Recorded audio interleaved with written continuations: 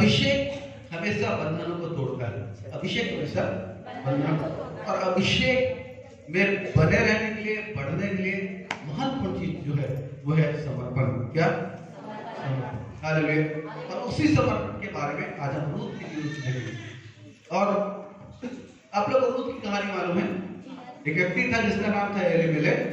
उसके दो बेटे थे, महलोन और किल्योन। उसकी पत्नी थी नाओमी। और ये लोग बैतलहम के निवासी थे। और बैतलहम का मतलब होता है रोटी का घर। और ऐसा हुआ कि जब बैतलहम का अकाल पड़ा उस क्षेत्र में, ये लोग वहां से मोआब देश में चले गए। बाइबल में परमेश्वर ने मोआब से घृणा की। मोआबी लोग और अम्मोनी लोग किसकी संतान थे मालूम? मोआबी और अम्मोनी किसकी संतान थे?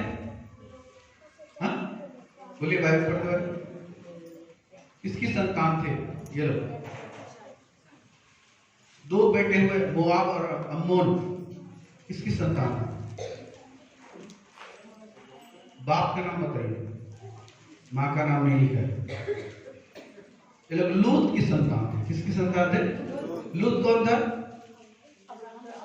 अब्राहम का भतीजा था। और ये इसकी संतान थे जिसकी बेटियों से पैदा हुए थे।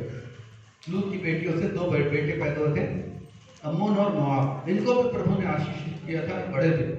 जब इस्राएली लोग, ध्यान दीजिए मेरी बात को, हालेलुया, जब इस्राएली लोग मिस्र से निकले, परमेश्वर को कनान देश देने की प्रतिज्ञा की थी। परमेश्वर ने इस्राएलियों को बोला था कि तुम लोग मोआबी, अम्मोनी और एसावी लोगों को छूना, मैंने उनसे युद्ध करने की जरूरत नहीं है। मैंने उनको भी आशीष दी है, तो वो लोग अपने क्षेत्र में बसे रहेंगे। और ये बात इन जातियों को मालूम थी। फिर भी इन लोगों ने क्या किया?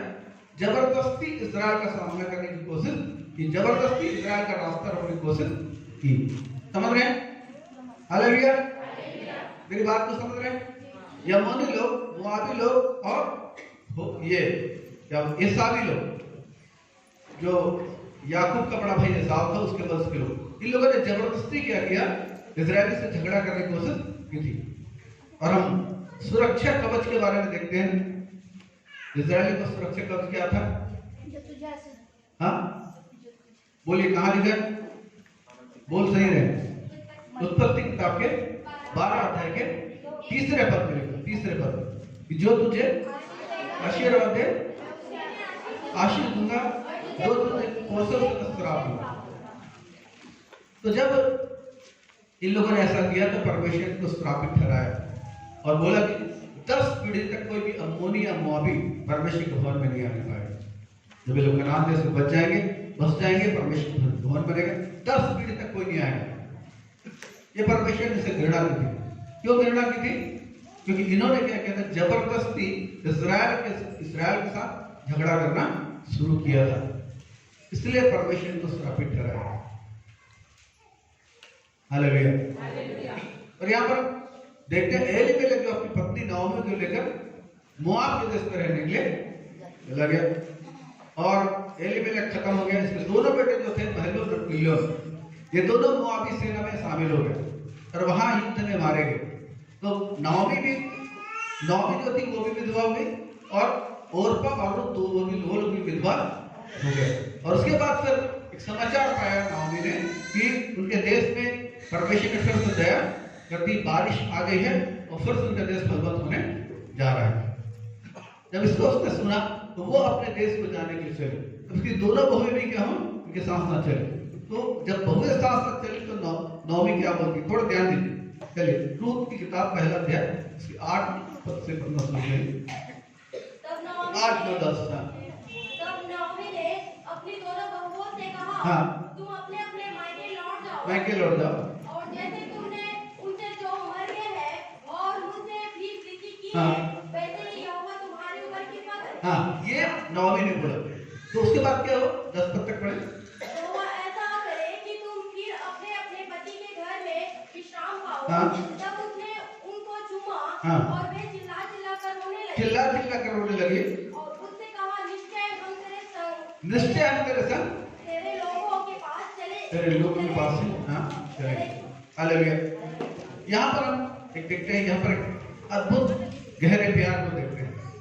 हालेलुया। जिन्होंने कहा कि नाओमी आप हमारे लिए सब कुछ हो, हम आपको छोड़ के नहीं जाएंगे। चिल्ला चिल्ला कर लोग रोने लगे। हालेलुया। और हम यहाँ पर पहले प्यार के दृश्य को देखते हैं। आप लोग मेरी बात को सुन रहे हैं? हाँ, सुनिए। क्यों? परमेश्वर आपके दोनों में गहरा अभिषेक को लाने जा रहे हैं। जितने लोग परमेश्वर महिमा में जीना चाहते हैं उनके लिए इस वचन को सुनना मैं आवश्यक समझता हूँ। हालेलुया। बच्चे लोग की बात न करें, शांत बैठे रहे बच्चे लोग। हालेलुया। चिल्ला चिल्ला। तो ये उनके जीवन में परीक्षा आई हुई। परीक्षा का शब्द आया कि तुम लोग अपने अपने मैके लौट जाओ और पति करके क्या करो, विश्राम करो। ये बात नाओमी ने उनसे कहा। जब ये बात उन्होंने सुना तो उनका हृदय टूट गया, क्योंकि वास्तव में मैं समझता हूँ कि नाओमी एक अच्छी सास रही होगी, एक बढ़िया सास रही होगी। हालेलुया। जितने बाल बच्चे वाले हैं उनको प्रार्थना करना चाहिए वो एक अच्छी सास बने, उनके बच्चों की जब शादी हो बढ़िया सास बन सके, इसके लिए उनको प्रार्थना करना चाहिए और ध्यान देना चाहिए कि एक अच्छे सास का गुण क्या क्या होता है, एक अच्छे सास का क्या क्या गुण होता है, इस पर ध्यान देना चाहिए जो लोग सास बनने जा रहे हैं उनके लिए। हालेलुया। भविष्य में जरूर बहुत से यहाँ पर बहनें जो सास बनने जा रही हैं, बहुत सारे लोग सास ससुर बनने जा रहे हैं। ससुर के साथ बहू का ज्यादा टेंशन नहीं होगा, लेकिन सास के साथ अधिकार की ज्यादा लड़ाई होती है, अधिकार की लड़ाई। हालेलुया। तो नाओमी एक बहुत अच्छी सास थी, इतनी प्यारी सास थी कि इसे छोड़ना उनको गवारा नहीं लगा। दूसरी बार फिर नाओमी ने उनको समझाया, देखो ऐसी बात है कि मैं तो विधवा हो गई, मेरे बच्चे नहीं हैं, अगर बच्चे हो जाते तो भी क्या तुम ठहरी रहती, तब क्या हो। 12%। हाँ, लौट कर चली जाओ। फिर उसने कहा, हे मेरी बेटियों लौट कर चली जा, क्योंकि मैं पति करने को बूढ़ी हूँ। मैं पति करने को बूढ़ी हो गई हूँ। और चाहे मैं कहती भी हाँ, कि मुझे आशा है, हाँ, और आज की रात मेरे पति होता भी, हाँ, और मेरे पुत्र भी होते, हाँ, तो भी क्या तुम उनके सयाने होने तक आशा लगाए ठहरी? तो भी क्या तुम उनके सयाने होने तक आशा लगाए ठहरी रहती? हाँ, उनके निमित्त पति करने से रुकी रहती? हाँ, हे मेरे बेटियों, हाँ, ऐसा ना हो, क्योंकि मेरा दुख तुम्हारे दुख से बहुत बड़ा है। देखो, यहोवा का हाथ मेरे विरुद्ध उठा है। हाँ, तब वे फिर से उठी, हाँ, और ओर्फा ने तो अपनी सास को चुमा, चुमा, उससे अलग ना हाँ, फिर से उठी।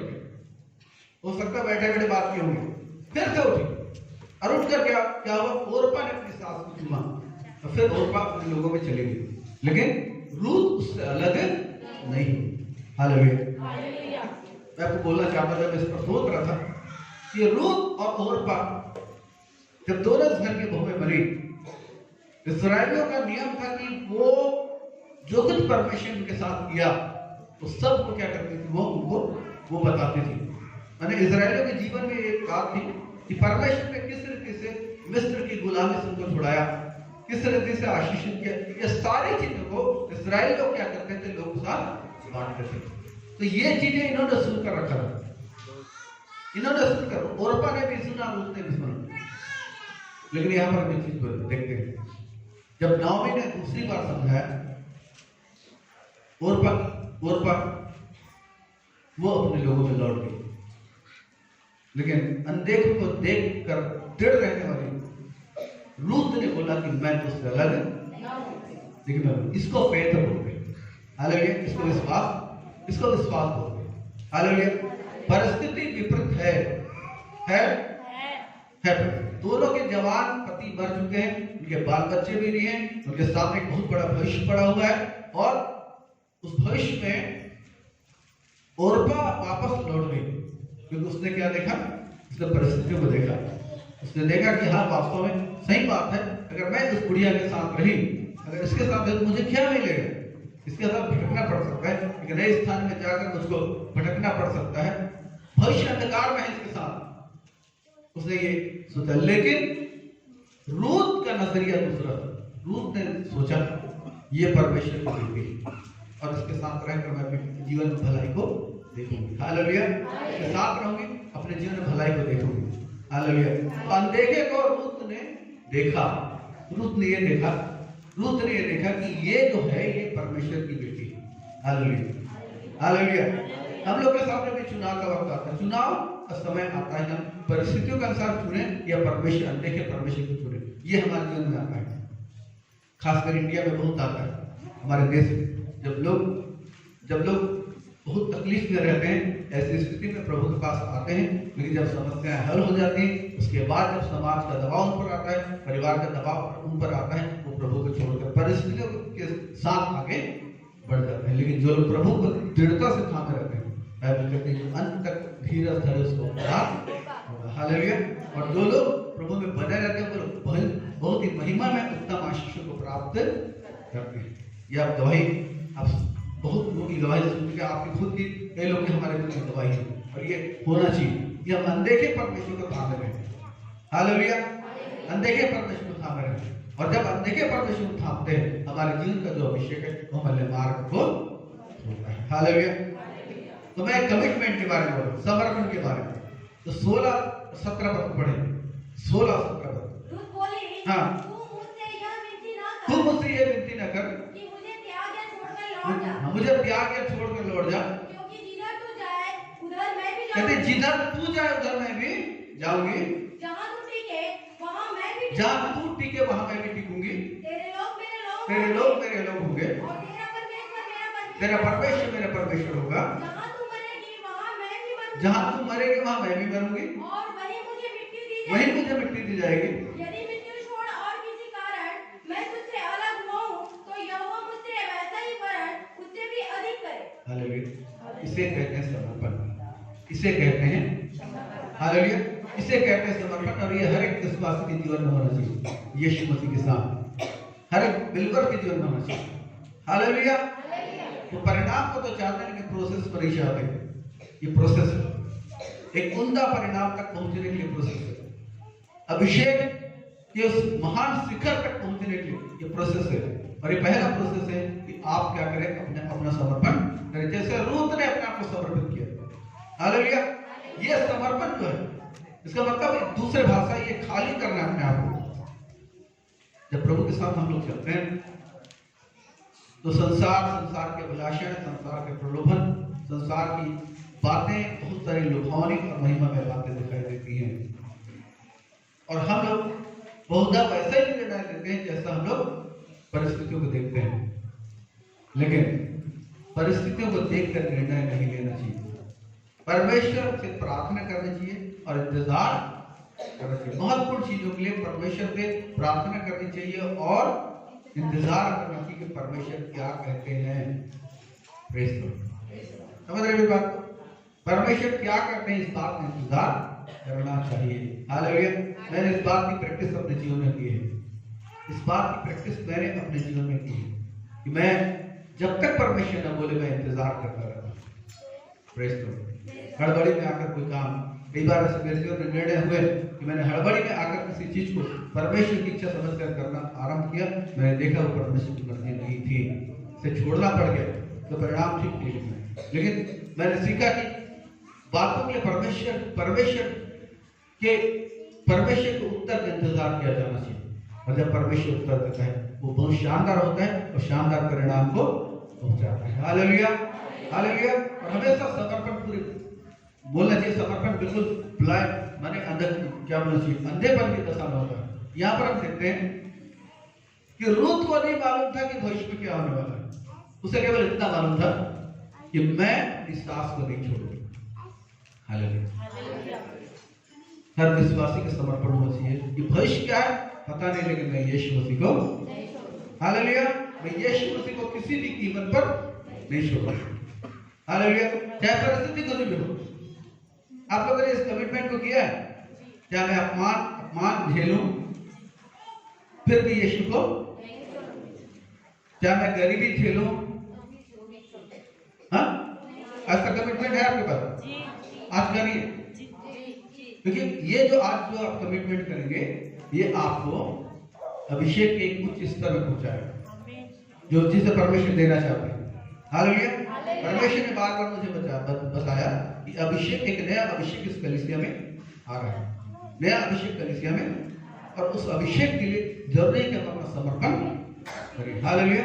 बाइबल कहती है आत्मा शरीर के विरोध में और शरीर आत्मा के विरोध में लालसा करता है। शरीर आत्मा के विरोध में और आत्मा शरीर के विरोध में लालसा करता है। और यदि तुम आत्मा से देह की क्रियाओं को मारोगे तो जीवित रहोगे, लिखा है। यदि तुम शरीर के अनुसार दिन काटोगे तो मरोगे, कहता बाइबल। हालेलुया। रोमी 8 अध्याय कि 13 पद में 12-13 पद में लिखा है। चलिए 12-13 पढ़िए। 12 लिखा हम शरीर के, रोमी 8 अध्याय, ठीक पढ़ रही है 12 से। हे भाई हम शरीर के कर्जदार नहीं कि शरीर के अनुसार दिन काटोगे, क्योंकि यदि तुम शरीर के अनुसार दिन काटोगे तो मरोगे। यदि आत्मा से देह की क्रियाओं को मारोगे तो जीवित जीवित रहो। अगला पद, इसलिए कि जितने लोग परमेश्वर के आत्मा के चलाए चलते हैं यही परमेश्वर के पुत्र हैं। यही परमेश्वर के। हालेलुया। ये पुत्रत्व को समझिए। थोड़ा सा मैं बोलूंगा, सुनेंगे? हालेलुया। इसका मतलब यह है कि जब लोग पवित्र आत्मा के चलाए चलते हैं ना, तो वो अपने जीवन में परमेश्वर की महिमा को देखने पाते हैं। इसका अर्थ है हालेलुया, जितने लोग पवित्र आत्मा के चलाए चलते हैं वो अपने जीवन में परमेश्वर की महिमा को देख नहीं पाते हैं। Praise the Lord. हालेलुया। तैयार रहिए अपने जीवन में, चाहे मसीह के लिए अपमान सहना पड़े, मसीह के लिए निंदा सहनी पड़े, मसीह के लिए मौत भी सहनी पड़े, मसीह के लिए सब कुछ छोड़ना पड़े, फिर भी मैं मसीह को नहीं छोड़ूंगा। ये कमिटमेंट होना चाहिए। हालेलुया। भविष्य क्या है नहीं मालूम, भविष्य क्या है नहीं मालूम, लेकिन मैं मसीह को, भविष्य क्या है मुझे नहीं मालूम, भविष्य में क्या हो मुझे नहीं मालूम, लेकिन मैं मसीह को, ये कमिटमेंट हमारा होना चाहिए। हालेलुया। ये हमारा कमिटमेंट होना चाहिए। हालेलुया। पतरस और उसके साथी प्रभु के पास आ गए थे। जवानी का जोश था, प्रभु ने बुलाया, आ गए। लेकिन एक दिन पतरस को चिंता सताने लगी। उसने प्रभु से पूछा, प्रभु हम तो सब कुछ छोड़कर तेरे पीछे बोले, हमें क्या मिलेगा, हमें क्या? यीशु मसीह ने क्या बोला? जिस किसी ने घरों, मत्ती 19 अध्याय उसके 29 पद में लिखा है, जिस किसी ने घरों, क्या लिखा भाइयों,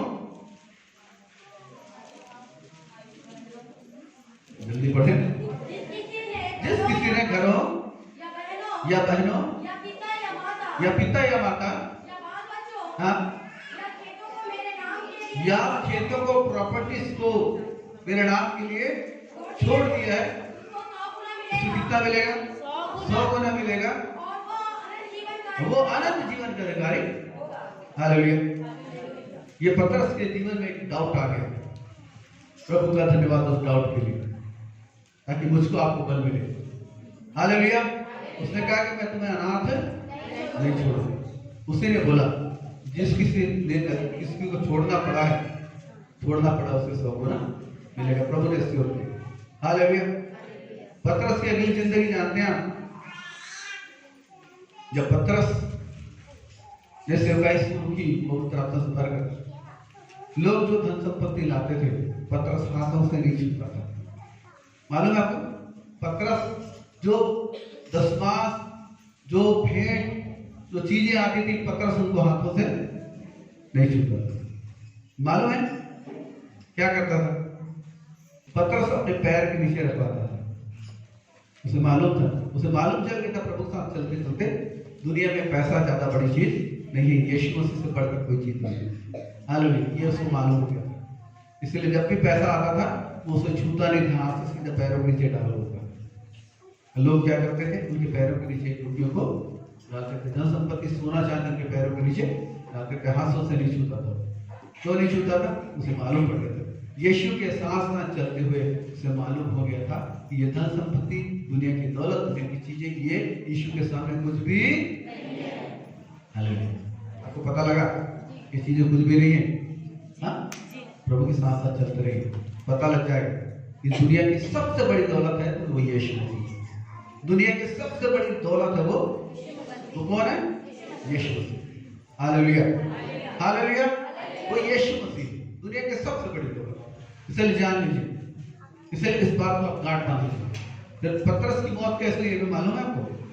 पतरस की मौत, हालेलुया, पतरस को पकड़ने का फरमान जारी हुई। इतिहास नहीं करते हैं, बाइबल में नहीं लिखा है, बाइबल में इसका रिकॉर्ड नहीं है, लेकिन इतिहास में ये बोला जाता है।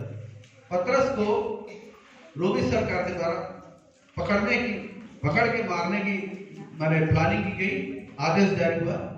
रात में पतरस भागा, ध्यान दीजिए, रात में पतरस भागा। एक तो पतरस के जीवन में एक घटना थी कि पतरस ने यीशु मसीह की इनकार किया था, है ना। तो जब जब पतरस मुर्ग के बांग को सुनता था, मुर्गा जब बांग देता था, पतरस सुनता था, पतरस रोता था। ऐसा कहते हैं, पतरस रोता था। क्यों रोता था?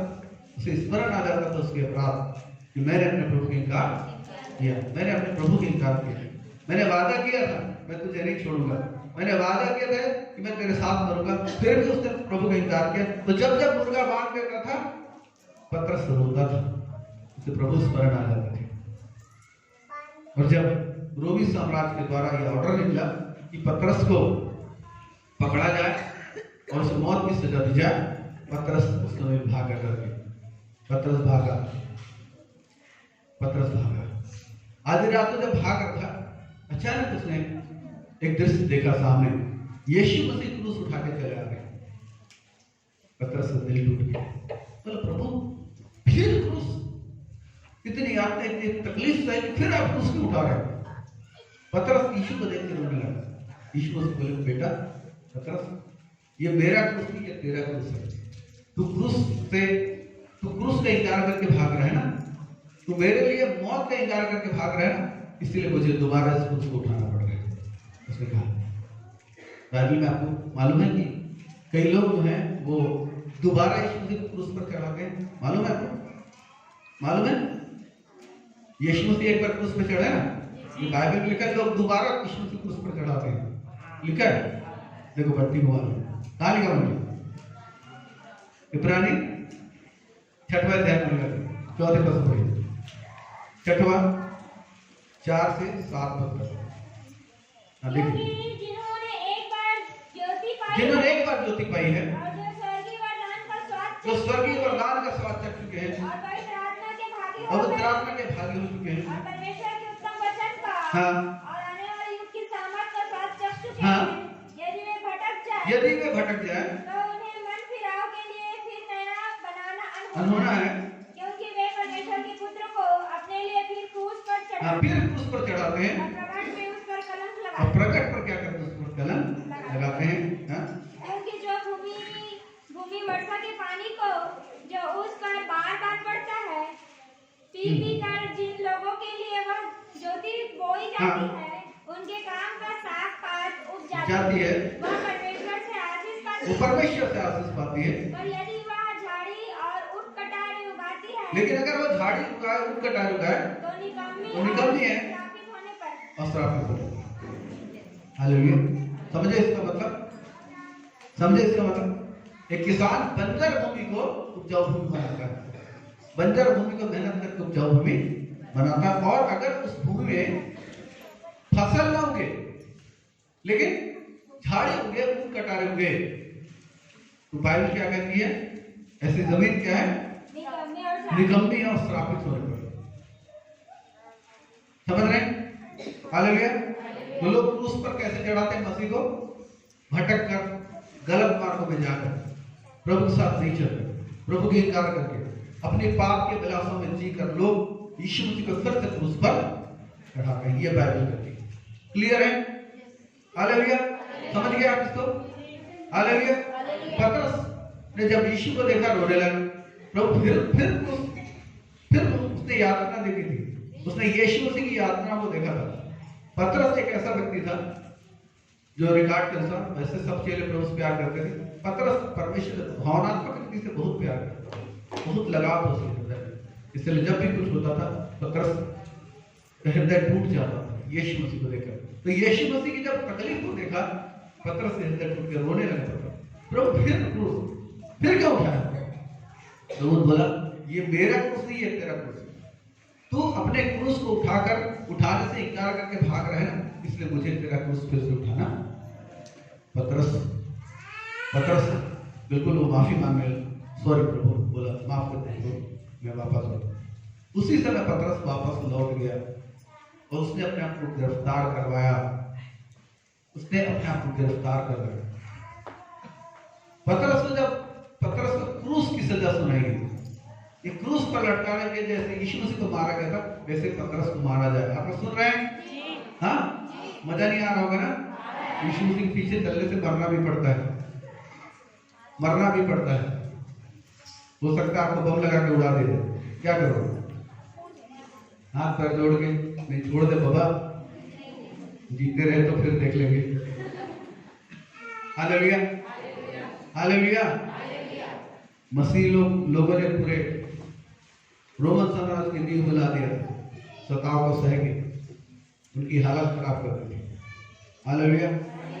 तो पतरस को जब क्रूस की सजा दी गई, पतरस को क्रूस पर जब चढ़ाया जा रहा था, पतरस बोला, सुनो, मैं अपने प्रभु के समान नहीं हूँ, मैं अपने प्रभु के काबिल नहीं हूँ, मैं प्रभु के समान नहीं हूँ। आप लोग मेरी बात को ध्यान दे रहे हैं? पतरस ने बोला, मुझे सीधा मत चढ़ाना क्रूस पर, मुझे उल्टा चढ़ाना। तो पतरस को जब क्रूस पर चढ़ा गया तो पतरस का सिर नीचे था, पैर ऊपर था। उसने बोला, मैं अपने प्रभु के समान मरना नहीं चाहता, मैं अपने प्रभु के समान मरने के काबिल नहीं हो सकता, इसलिए मुझे जब क्रूस पर चढ़ाया जाए मुझे उल्टा चढ़ाना। तो पतरस को जब क्रूस पर चढ़ाया गया, पतरस का सिर नीचे था और पैर ऊपर था। समझ रहे मेरी बात को? इसे कहते हैं समर्पण, इसे कहते हैं समर्पण, इसे कहते हैं समर्पण। हालेलुया। कहता कि मैं नहीं प्रभु आप, मैं नहीं प्रभु आप। हालेलुया। अपने जीवन के हर क्षेत्र में कहते हैं मैं नहीं प्रभु आप। तो यही समर्पण जो है हम रूत के जीवन में देखते हैं। हालेलुया। और हमेशा अभिषेक मार्गों को होता है, अभिषेक मार्गों को होता है। Hallelujah, hallelujah. अभिषेक हमेशा मार्गों को होता है, याद रखिए। देखिए कैसे ड्रामेबाजी अभी तक हम देखते हैं कि अभिषेक के द्वारा कैसे अद्भुत घटनाएं घटती हैं। हमने देखा ना बीते समय, यूसुफ के जीवन में देखा, दानियल के जीवन में देखा, इन दोनों के जीवन का हमने गहन अध्ययन किया ना।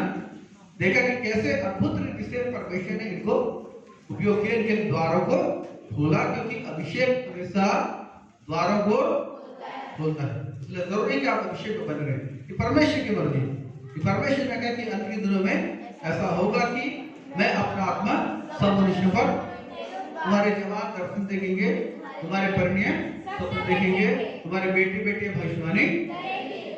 Praise the Lord. ये परमेश्वर की मर्जी है कि आप भटकने वाला जीवन मत गुजारें। ये परमेश्वर की मर्जी है कि आप दर्शन वाला जीवन गुजारें, प्रभु के साथ मिलकर जीवन गुजारें। हालेलुया। इस जगत में प्रभु के भविष्यता बनकर जीवन गुजारें। ये परमेश्वर की मर्जी है। इस जगत में जब लोग शैतान के फंदों में फंसकर बुरी रीति से जब अपनी जान गंवा दे रहे, अपनी शांति गंवा दे रहे, भयंकर कंडीशन सारे संसार में, ऐसे वक्त में परमेश्वर ने अपना आत्मा को उंडेला ताकि आप उनके भविष्यता बन जाओ। आप परमेश्वर की ओर से लोगों को राहत देने वाले बन जाओ। आप लोगों के लिए परमेश्वर की ओर से शांति बन जाओ। आप लोगों के लिए परमेश्वर की ओर से छुटकारा देने वाले बन जाओ। आप लोगों के लिए परमेश्वर की ओर से चंगाई देने वाले, ये परमेश्वर की मर्जी है। हालेलुया। आपके द्वारा प्रभु इस पृथ्वी को शांति दे, आपके द्वारा प्रभु इस पृथ्वी को उद्धार की आशीष दे। ये परमेश्वर की इच्छा है कि आपके द्वारा लोग नरक जाने से बच जाएं, आपके द्वारा लोग अपने जीवन में शांति को प्राप्त करें, उद्धार को प्राप्त करें। हालेलुया। ये परमेश्वर की मर्जी है, इसलिए परमेश्वर ने आपको चुना। रूत नहीं जानती थी अपने चुनाव को, लेकिन रूत के जीवन को लेके उसने एक कमिटमेंट किया कि जहां कहीं तू जाए मैं जाऊंगी, जहां टिकेगी मैं टिकूंगी, तेरे लोग मेरे लोग होंगे, तेरा परमेश्वर मेरा परमेश्वर।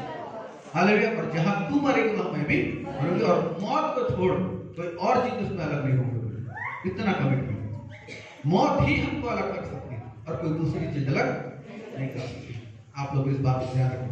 वर्तमान समय में लोग प्रभु के पास आ जाते हैं, लोग निंदा करते हैं, कुछ समय तक सह लेते हैं, लेकिन बच्चों की शादी के समय जब बातें चलती हैं लोग बैकस्लाइड हो जाते हैं। जो परमेश्वर आपको उद्धार दे सकता है, क्या आपके बच्चों की शादी नहीं करा सकता? तो बच्चों की शादी के इंसानों को मुख देखने के बदले, समाज को मुख देखने के बदले परमेश्वर का मुख देखना, परमेश्वर से प्रार्थना करना। परमेश्वर योग्य जीवन साथी को लेकर आ गया। विश्वास करते हैं? परमेश्वर बच्चों के लिए योग्य जीवन साथी को लेकर आएगा, विश्वास करते हैं? Hallelujah, hallelujah. नए नियम का जो जीवन विश्वास का जीवन है, आप प्रभु पर विश्वास करते उसके वचन के साथ परमेश्वर को प्रतिफल देते हैं। ये लिखा है कि विश्वास बिना उसे प्रसन्न करना, परमेश्वर के पास आने वाले को विश्वास करना चाहिए कि वो है और अपने खोजे वाले प्रतिफल। ये विश्वास का जीवन है। अगर आपके पास विश्वास नहीं है, आपके लिए कुछ नहीं हो सकता, लेकिन यदि आपके पास विश्वास है, आपके लिए सब कुछ हो सकता है। हालेलुया। यदि आपके पास विश्वास है, आपके लिए सब कुछ संभव है, सब कुछ हो सकता है। Praise the Lord, hallelujah. अब रूत के दूसरे अध्याय में आते हैं, 1, 2 और 3 पद पढ़ते हैं। मोआबी के पति एलीमेलेक के कुल में उसका एक बड़ा धनी कुटुंबी था, जिसका नाम बोअज था। मोआबी रूत ने नोएमी से कहा, मुझे किसी खेत में जाने दे कि जो मुझ पर अनुग्रह की दृष्टि करे, उसके पीछे पीछे मैं सिला बिनती जाऊं। उसने कहा, चली जा बेटी। इसलिए वह जाकर एक खेत में लौने वालों के पीछे बिनने लगी, और जिस खेत में वह संयोग से गई थी, वह एलीमेलेक के कुटुंबी बोअज का था। ये परमेश्वर का अनुग्रह। हालेलुया, सुन रहे हैं आप लोग? इसे कहते हैं परमेश्वर का अनुग्रह, ग्रेस ऑफ गॉड। हालेलुया, इसे कहते हैं परमेश्वर का अनुग्रह। मैं आपको एक चीज बोल रहा हूं, ध्यान दीजिए। हालेलुया। हमारे जीवन में एक बहुत ही बड़ी समस्या क्या है? हम लोग उन चीजों पर नजर लगाते हैं जिनके लिए हम प्रार्थना कर रहे हैं, परमेश्वर ने आपसे नहीं सुना, और उन चीजों को देखकर हम निराश हो जाते हैं। लेकिन जो परमेश्वर ने कर दिया है, उन चीजों पर हम लोग नजर नहीं लगाते। मेरी बातों को ध्यान दीजिए। यदि आप उन चीजों पर नजर लगाएं जो परमेश्वर ने आपके लिए कर दिया है, हालेलुया, तो वे भी चीजें हो जाएंगी जिन्हें अब तक परमेश्वर ने नहीं किया है। हालेलुया। तो यहाँ पर हम देखते हैं परमेश्वर का अनुग्रह कैसे परमेश्वर अद्भुत रीति से द्वार खोलता है रूत के लिए। रूत कहती है सिला बिनने। सिला बिनने का मतलब समझते हैं? पुराने लोग मत बोले, जवान लोग बोले। सिला मतलब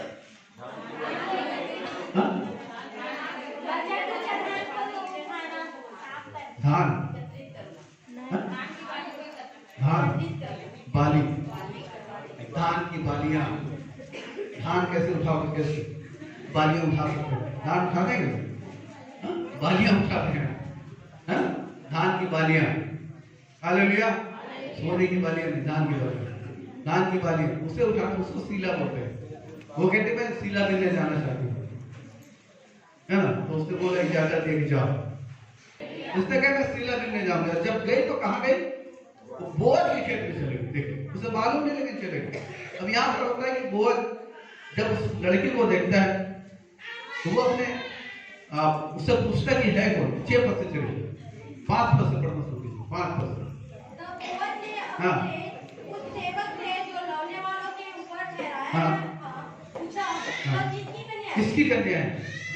लौने वालों के ऊपर ठहराया तो हाँ, उत्तर दिया, वह मोआबी कन्या है। वो मोआबी कन्या है, जो मोआबी के संग मोआब देश से लौट आई है। जो नाओमी के साथ मोआब देश से लौट के आई है। उसने कहा था, मुझे लौने वालों के पीछे पीछे फूलों के बीच बिनने और बाले बटोरने दे। हाँ, तो वह आई और भोर से अब तक यही है। हाँ, वह थोड़ी देर तक घर में रही। हाँ जी, आगे। तब बोअज ने रूत से कहा, तब बोअज ने रूत से कहा, हे मेरी बेटी, क्या तू सुनती है? हाँ, किसी दूसरे के खेत में बिनने हाँ, ये अनुग्रह है। किसी दूसरे के खेत में बिनने मत जाना। मेरी ही दासियों के संग यही रहना। मेरी दासी के साथ यही रहना। जिस खेत को वे लौटे हो, हाँ, उसी पर तेरा ध्यान उसी पर तेरा ध्यान लगा रहा है, और उन्हीं के पीछे पीछे चला करना। उन्हीं के पीछे पीछे चला करना। क्या मैंने जवानों को आज्ञा नहीं दी हाँ, कि वे तुझे तंग न करें? हाँ, और जब जब तुझे प्यास लगे, हाँ, तब तब तू बर्तनों के पास जाकर पानी पीना, जिसे जवान लोग भरते हैं। हालेलुया। 10 पद पढ़िए। तब वह भूमि तक झुककर मुंह के बल गिरी और उससे कहने लगी, क्या कारण है कि तूने मुझे परदेशी पर अनुग्रह की दृष्टि करके मेरी स्तुति की है? बोअज ने उत्तर दिया, जो कुछ तूने पति की मृत्यु के बाद अपनी सास से किया, जो कुछ तूने पति की मृत्यु के बाद अपने सास से किया है, और तू किस प्रकार अपने माता पिता और जन्मभूमि को छोड़कर ऐसे लोगों में आई है जिनको तू पहले ना जानती थी, यह सब मुझे विस्तार के साथ बताया गया है। हालेलुया। हालेलुया। ये सब मुझे विस्तार के साथ बताया गया। 3 अध्याय को निकाले, 3 अध्याय उसके 8 पद से पढ़िए तो 3 अध्याय। हाँ और आगे की ओर झुककर क्या पाया हाँ कि उसे पाँव के पास कोई स्त्री लेटी है। हाँ। उसने पूछा, तू कौन है? तू कौन है? तब वह बोली, मैं तो तेरी दासी रूथ हूँ। मैं तो तेरी दासी रूथ हूँ। तू अपनी दासी को अपनी चद्दर ओढ़ा ले, हाँ। ओढ़ा दे, क्योंकि तू हमारी भूमि छुड़ाने तू वाला। हमारी भूमि छुड़ाने वाला कुटुंबी है। उसने कहा, उसने कहा, हे बेटी, ध्यान दीजिए, उसने कहा, हे बेटी, यहोवा की ओर से तुझ पर आशीष यहोवा की ओर से तुझ पर आशीष हो, क्योंकि तूने अपनी पिछली प्रीति हाँ। पहले से अधिक तूने अपनी पिछली प्रति पहले से अधिक दिखाई है। क्योंकि तू क्या धनी क्या कंगाल तू क्या धनी क्या क्या कंगाल, किसी जवान के पीछे नहीं किसी जवान के पीछे नहीं लगी। इसलिए अब हे मेरी बेटी हाँ। मत डर, जो कुछ तू कहेगी मैं तुझसे करूंगा। Hallelujah, hallelujah. अब जानते हैं कितनी बड़ी शानदार गवाही है रूथ की। बोअज कहता है कि तू किसी धनी किसी कंगाल के पीछे नहीं, लेकिन तूने क्या किया? तू मेरे पास आई, इसलिए आई कि तेरी भूमि छुड़ाई जाए। वो कहता है मैं तेरी भूमि भी छुड़ाऊंगा। हालेलुया। उसकी भूमि जो कर्ज में थी, कहता मैं उसको वापस लौटाऊंगा। Hallelujah, hallelujah. ये क्यों हुआ? ये अभिषेक का, अभिषेक हमेशा छुटकारे को लेकर आता है। हालेलुया। बोलिए अभिषेक क्या? हमेशा छुटकारे को लेकर आता है। पूरी इंटायर बाइबल में देखिए, जब भी लोगों ने अभिषेक में चले, जब भी लोग अभिषेक में चले, बड़ा बड़ा छुटकारा उन्होंने प्राप्त किया। याद रखिए, हालेलुया। जब भी वो अभिषेक में चले, वो बड़ा बड़ा छुटकारा उन्होंने प्राप्त किया। Praise the Lord. हालेलुया। और इस वक्त तो परमेश्वर ने हमारे बड़ी चीजें रखी है। हालेलुया। इन वक्तों में तो परमेश्वर ने हमारी बड़ी चीजें रखी, बड़ी चीजें। हालेलुया। हमारे अभिषेक में बड़ी चीजें। Praise the Lord. हमारे लिए भी और हमारे द्वारा औरों के लिए। Praise the Lord. इसलिए आज नया कमिटमेंट कीजिए, एक नया समर्पण कीजिए। प्रभु मैं नहीं, लेकिन आप, मैं नहीं परंतु आप जैसा चाहेंगे वैसा होगा। आप जैसा चाहेंगे मैं वैसा जीऊंगा। अब जैसा चाहते हैं वैसा मैं करूंगा। एक नया समर्पण कीजिए। और ये समर्पण मैं बोलना चाहता हूँ, जो अभिषेक आपके जीवन में आने जा रहा है, ये समर्पण उसके लिए जरूरी है, ताकि अभिषेक आपके जीवन में बना रहे और आप हटके ना, लेकिन आप लगातार चल रहे हैं। Praise the Lord. Hallelujah, hallelujah. ये अनुभव है कि समर्पित लोगों को संसार की कोई ताकत दिला नहीं सकती। यदि एक व्यक्ति किसी बात के लिए समर्पित है, यदि एक व्यक्ति किसी बात के लिए समर्पित है, किसी बात के लिए, संसार का भी अनुभव है, यदि एक व्यक्ति किसी बात के लिए समर्पित है, वो पहली चीज है कि वो अपने टारगेट को प्राप्त करता है। दूसरी चीज, दुनिया की कोई चीज उसे दिखा नहीं चाहिए। याद रखिए। हालांकि रूथ भी अपने टारगेट के लिए सतर्क थी, समर्पित थी। ओरपा ने अपनी सास को छोड़ दिया, उसने हानि लाभ को देखा। ओरपा ने अपनी सास को छोड़ दिया, लेकिन रूथ ने अपनी सास को, वो अपने टारगेट के लिए बिल्कुल समर्पित थी, अपने लक्ष्य के लिए एकदम समर्पित थी। आज हम लोग प्रभु से बोले, प्रभु के साथ एक नया कमिटमेंट शुरू करें। प्रभु हम आपको नहीं छोड़ेंगे। प्रभु से बात करें, प्रभु से बात करें, अपना कमिटमेंट नया करें।